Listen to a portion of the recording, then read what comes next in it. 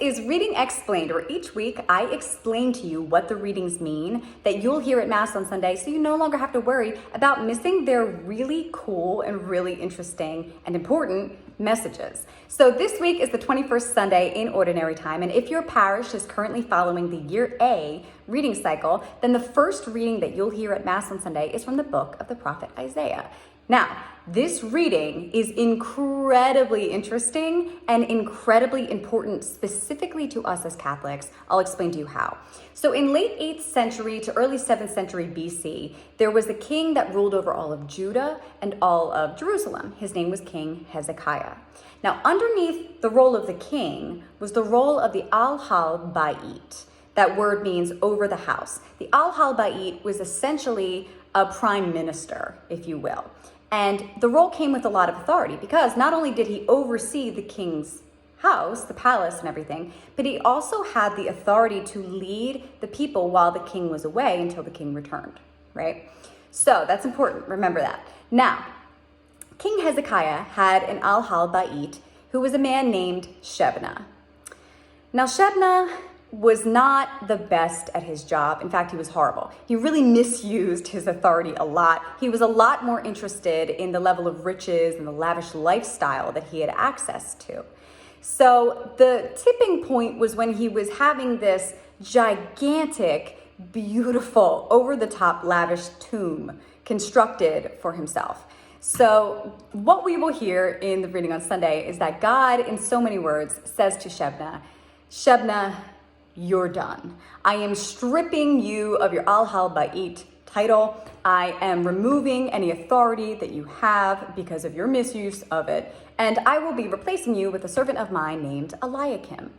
Now, what God says next is important. Remember this. He says, he shall be a father to the inhabitants of Jerusalem and to the house of Judah.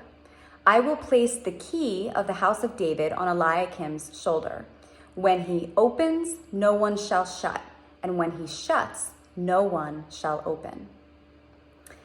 That's really important to remember. Try and remember that. We'll come back to it in a second. What does it mean? It means I am giving him the authority to lead the inhabitants of Jerusalem, okay? Now, why is that important? So I don't know how familiar you are with Ascension Presents and Father Mike Schmitz. I couldn't recommend looking them up more. They are a game changer when it comes to learning the Bible. Father Mike Schmitz is the one that hosts that Bible in a Year podcast that is wildly popular.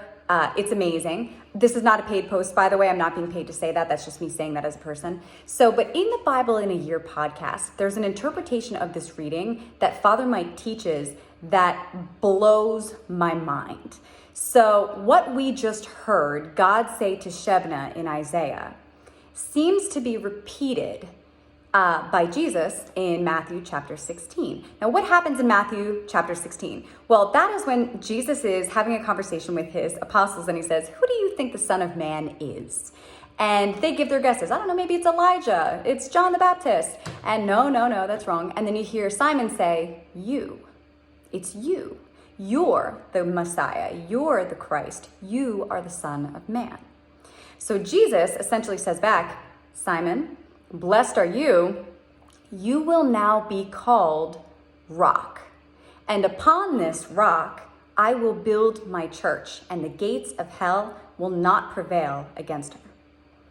So, in that moment, Jesus was renaming Simon. Your name is no longer Simon. Your name is now Rock.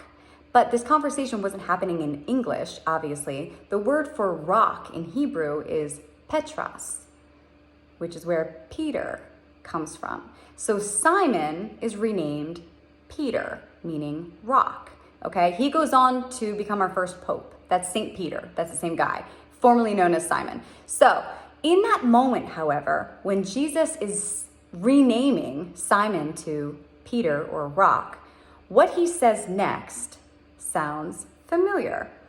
He says, I will give you the keys to the kingdom of heaven. What you open, no one shall shut. And what you shut, no one shall open. Okay? Sound familiar? That's exactly what God said when he was referring to the new Al-Hal-Bait. So one of the lessons that the Gospel of Matthew teaches is that not only was Jesus king, but the role of the king is to establish his kingdom. And that's what Jesus was doing before he ascended into heaven. We as Catholics understand that before he ascended into heaven, he established his church here. And he left Peter, formerly Simon, in charge of that church.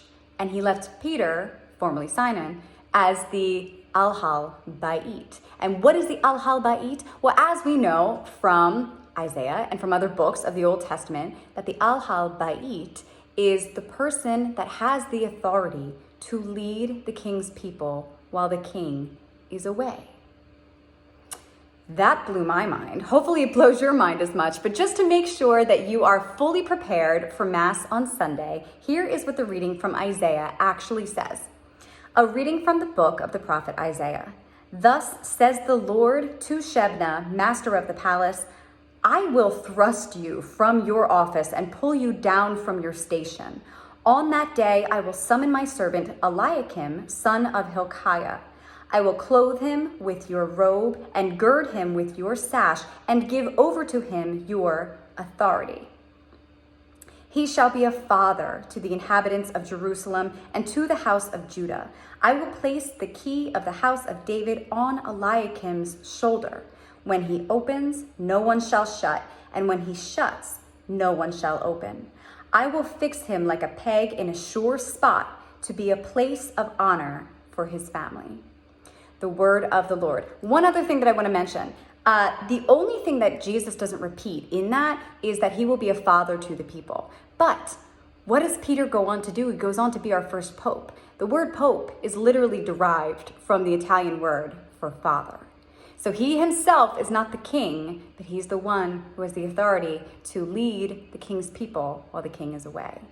Crazy. So if you found that to be helpful, please like the video, comment on it, subscribe to me, follow me, send it to someone else who may also find it to be helpful. And don't forget to come back next week as we break down one of the readings from the 22nd Sunday in Ordinary Time. I will see you then.